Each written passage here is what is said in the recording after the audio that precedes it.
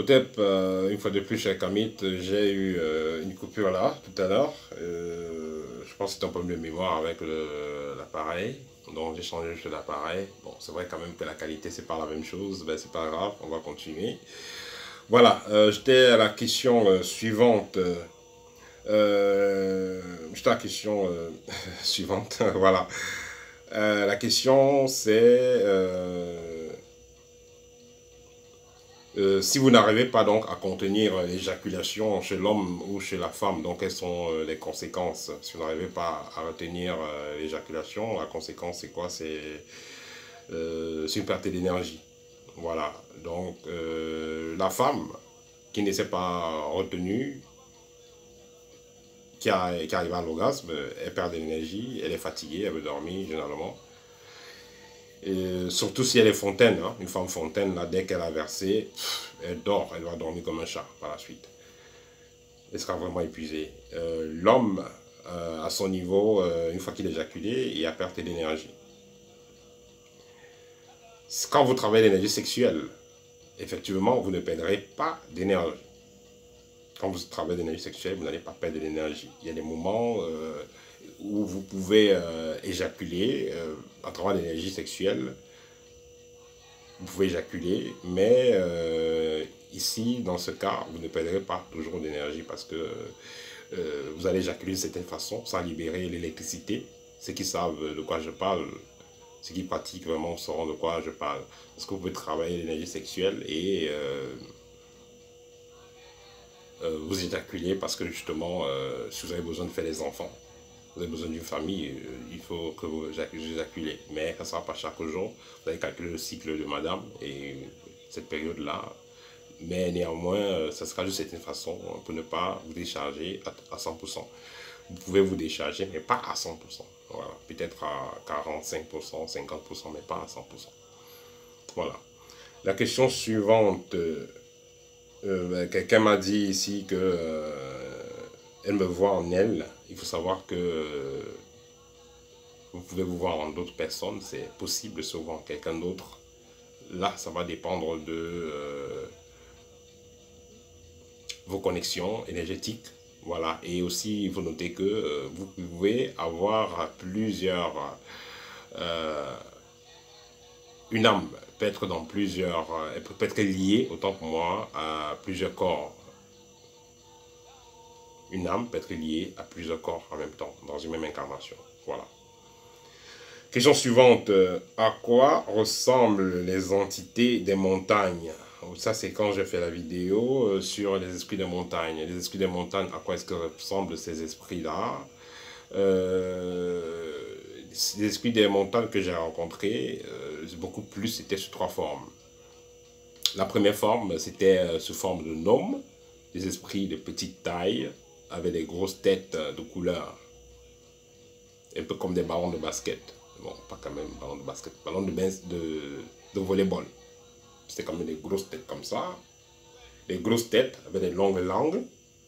Et qui faisaient beaucoup de gestes, qui faisaient beaucoup, se déplaçaient un peu avec, ils libéraient beaucoup d'électricité, beaucoup d'énergie. J'ai rencontré ce type d'esprit-là, assez petit de corps.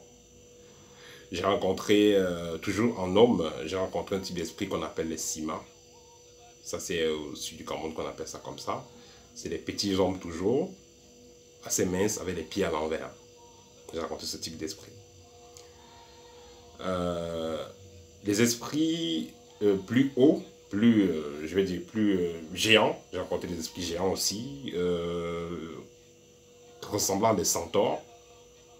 C'est-à-dire que une partie homme, une partie animale, mais ils n'avaient pas de flèche. Une partie homme, une partie animale. Il y a encore d'autres formes d'esprit que vous allez retrouver dans les arbres qui vont ressembler à des vaches. Donc assez aussi près de 2 mètres qui vont ressembler à des vaches. J'ai rencontré ce type d'esprit dans des forêts, dans des arbres. Et une autre catégorie d'esprits que j'ai rencontré aussi, c'était des esprits près de 3 mètres, 3-4 mètres, minces et très géants, comme les humains, mais très géants. J'ai rencontré ce type d'esprit. Et pour finir, j'ai rencontré aussi des esprits assez petits qui vont ressembler à des elfes. Voilà, j'ai rencontré des esprits assez petits qui vont ressembler à des elfes, qu'on va retrouver aussi au niveau des feuillages, une autre catégorie d'esprits que j'ai rencontrés. Voilà, ça c'est les esprits que j'ai rencontrés le plus souvent. Mais il y a aussi d'autres esprits que j'ai rencontrés assez rarement. Euh, ce que je vais vous dire sur les esprits des montagnes, c'est que pour entrer en contact avec eux, tout dépend de votre taux vibratoire, tout dépend des codes que vous avez appris. Voilà, c'est pourquoi il y a des écoles initiatiques, parce que ces codes, on ne va pas les donner au public comme ça. Voilà, tout dépend des clés que vous avez, de la préparation qu'on vous a faite. Et une fois que vous êtes préparé, vous avez les clés, rencontrer un esprit, ça sera comme rencontrer un noir, hein, ou un blanc. Bref, comme ça sera comme rencontrer un humain, quoi. Voilà, donc voilà, ils sont toujours là. Il faut seulement arriver où ils seront. Il y a des endroits techniques dans la forêt ou dans les montagnes où vous pouvez les rencontrer. Au départ, vous allez commencer d'avoir les ressentis quand vous avez travaillé donc l'extrasensoriel. Et à un moment donné, vous pouvez les voir. Voilà. Vous n'allez pas les voir parce que vous voulez forcément les voir, mais c'est parce que aussi ils vont aussi accepter que vous les voyez. Parce que vous serez préparé à cela. Donc il y a les coins et il y a les heures. Voilà. Par la suite, quelqu'un m'a posé la question, voilà, je suis très colérique, quelle est la solution? Déjà, le comportement dépend de l'équilibre des éléments que vous avez dans le corps. Par exemple, si l'élément feu domine, vous serez quelqu'un de très chaud. Si l'élément eau domine, vous serez l'élément de très calme. Vous serez quelqu'un de très calme.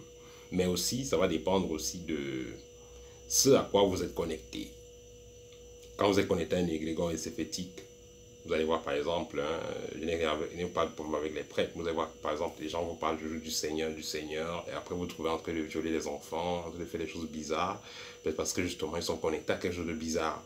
Ce n'est pas forcément ce dont vous parlez, mais c'est ce à quoi vous êtes réellement connecté comme énergie qui va définir votre comportement. Si vous êtes possédé, vous êtes donc connecté à une énergie écephétique de désordre, et vous allez souvent vous fâcher, casser tout, taper tout le monde parce que vous êtes possédé. Donc ce que vous allez avoir comme ajustement dépend de ce à quoi vous êtes connecté et de l'équilibre qu'il y a entre les éléments qui constituent votre corps. Voilà donc ce qui définit le comportement de quelqu'un. Donc vous voyez encore une limite qu'il y a dans la religion. Parce que la religion nous dit soyez bons, soyez gentils. Les gens ne vont jamais devenir bons, jamais gentils s'ils ne comprennent pas certains principes. Les gens, vous allez voir toujours la photo de profil, ils ont mis Jésus, ils ont mis le Coran, mais si vous faites une affaire avec eux, ils vous font ça dur, ils vous corrigent, ils vous font du mal. Hein, ils sont pas, vous ne pouvez pas les faire confiance. Alors, ils ont toujours des photos de Jésus, de Marie, ils ont toujours les citations bibliques dans leur téléphone, ou le Coran, mais ils sont très méchants. Justement, la religion ne va pas les changer. Il ne suffit pas de dire aux gens soyez gentils, soyez bons. Si quelqu'un est gentil, s'il est méchant, s'il est jaloux, c'est par rapport aux éléments qu'il a dans le corps. C'est par rapport aux connexions qu'il a. Il est connecté à un égrégore et c'est fétique. Il est possédé. Il a une entité bizarre autour d'elle. Il est entouré par des entités bizarres. C'est normal qu'il ait un comportement bizarre. Si vous êtes entouré par des entités positives et calmes, matiques, vous aurez un comportement matique et positif. Point final. Et ça se développe que pendant les initiations, pendant les formations, pendant quand vous êtes dans une école initiatique. Parce qu'on va vous donner les clés pour pouvoir modifier cela. Mais si vous ne savez pas comment modifier cela, ben vous allez rester toujours dans ce que vous êtes. Vous n'avez qu'à mettre les photos de qui vous voulez, mettre la situation que vous voulez, ça ne va rien changer sur votre comportement. Tout doit se changer au niveau énergétique. Voilà. Question suivante, les tatouages. Les tatouages, ça dépend. Moi, les tatouages que je les ai faits dans le cadre des initiations que je faisais. Il y a des tatouages que les gens font, que ce soit tatouage avec l'encre, que ce soit des symboles, des scarifications, ça rentre c'est dans la même famille. Tout ça, ça renvoie au rite que vous avez fait. Disons pour l'initier, ça renvoie au rite qu'il a fait. C'est des symboles, ça renvoie aux confréries, aux sociétés secrètes auxquelles vous appartenez. Voilà. Et en Asie, en Afrique, en Inde, un peu partout dans le monde, Les tatouages, à la base, c'était pour renvoyer au fait que vous êtes dans une confrérie, c'était des signes que les humains et les êtres invisibles pouvaient voir pour comprendre qui vous êtes et sur quoi vous êtes connecté, les engagements qui pèsent sur vous, les alliances que vous avez avec certains êtres visibles ou invisibles. Et en Asie, il y a un type de tatouage qu'on appelle les gantras. Et c'est des, on va prendre des encres, on va prendre des formules magiques qui seront mélangées et on va faire des incantations, des formules magiques pour charger et préparer les tatouages afin que ce soit donc comme les esprits auxquels vous connectez. Mais il faudra faire attention avec les tatouages que vous allez trouver avec les langues et les symboles que vous ne maîtrisez pas. Ça peut être dangereux pour vous. Bref, je ferai un sujet spécial pour les tatouages. Alors, je pense que c'était la dernière question. Voilà, je pense que c'était la dernière question. Aujourd'hui, c'était assez long, hein. Ça, c'est la deuxième vidéo. Je vais vous envoyer les deux vidéos. Ça, c'est la première, j'ai déjà envoyé. Ça, c'est la deuxième vidéo. Réponse aux questions numéro 11. Ça, c'est la suite. Et pour finir, désormais, si vous avez besoin d'une consultation par rapport à vos affaires, vous voulez être orienté par rapport à vos affaires, vous voulez faire un investissement, vous voulez savoir comment ça va se passer, vous voulez vous engager dans une relation, vous voulez faire un voyage, vous voulez savoir comment ça va se passer, si vous avez des doutes, nous sommes là pour vous. Nous avons mis désormais sur le site un module, une option spéciale, je ne sais pas si je vais appeler ça option ou bien... Bref, nous avons mis sur pied dans le site, nous avons mis une page pour la consultation. Donc, si vous avez des questions, donc, que ce soit sur le travail, que ce soit sur les affaires, que ce soit les études, ce que vous voulez, nous avons déjà dans notre école des personnes qui sont prêtes, qui ont pris le temps de bien se préparer, qui sont prêtes pour faire des consultations. Donc nous avons donc des personnes qui sont là pour vous consulter, répondre à vos questions. Donc quand vous irez dans le site, d'ici lundi au plus tard, vous allez voir les profils des personnes avec le numéro de téléphone WhatsApp. Et vous pourrez les contacter directement pour la voyance. Vous avez besoin d'une voyance, d'une consultation, sur quoi que ce soit. Vous allez les contacter. C'est les personnes qui ont fait un bon bout de temps dans l'école. Elles ont déjà été formées pour être des voyantes. Voilà, devant un professionnel. Donc, elles vont vous consulter. Voilà. Moi également, je consulte, mais dans le profil, vous allez voir dans ces nouvelles personnes-là pour vous consulter aussi. Parce que je ne suis pas disponible tout le temps pour consulter. Donc, puisqu'il y a les cours que je dois donner, je dois m'occuper des élèves, je dois m'occuper de la famille et tout ça. Donc, ces personnes sont là pour me seconder au niveau des consultations. Donc, vous pouvez les consulter, vous pouvez les faire confiance. Vous pouvez vous adresser à eux, autant que moi, vous pouvez les faire confiance. Elles ont été personnellement préparées par moi pour cet office-là, pour ce service-là. Voilà. Pour ceux qui sont nouveaux dans la chaîne, il y a le livre, bientôt en rupture de stock, hein, le livre Libre, le véritable secret de la liberté spirituelle, libre, qui vous propose des techniques pour prendre conscience de votre univers spirituel, pour être libre, pour vous détacher des chaînes du karma familial, pour vous permettre d'évoluer dans votre vie, de réaliser ce que vous voulez, parce que notez que si vous n'émettez pas du sien, vous n'allez jamais être libre. Ne devez pas compter forcément sur des prêtres ou des mages ou des pasteurs pour vous libérer de vos problèmes. Vous aussi, vous avez ce pouvoir-là. Donc, vous êtes le premier prophète de votre propre vie. Vous êtes le premier mage de votre existence. La première personne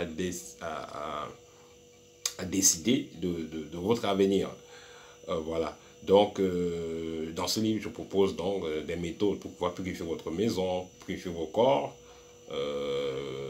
protéger votre maison, protéger votre corps,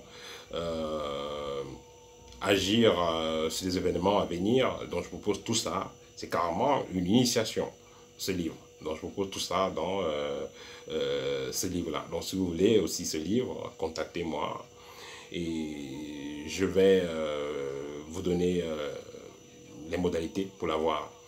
Si vous voulez l'une de vos formations, que ce soit l'un de nos modules, que ce soit l'art de rayonner, si vous vous êtes intéressé, que ce soit le contact avec les êtres invisibles, que ce soit le module vie qui va vous parler de comment accueillir une âme, comment accompagner une âme qui s'en va, donc l'enfant, le vieux qui meurt, qu'est-ce qu'il faut faire, comment ça se passe. Si vous voulez donc ces formations-là, contactez-moi. Et nous avons d'autres formations de plus. Donc allez dans le site www.karmit avec K et S à la fin pour en savoir plus. Voilà, je vais vous laisser. On se dit à très bientôt. Bon week-end à tous et au TEP.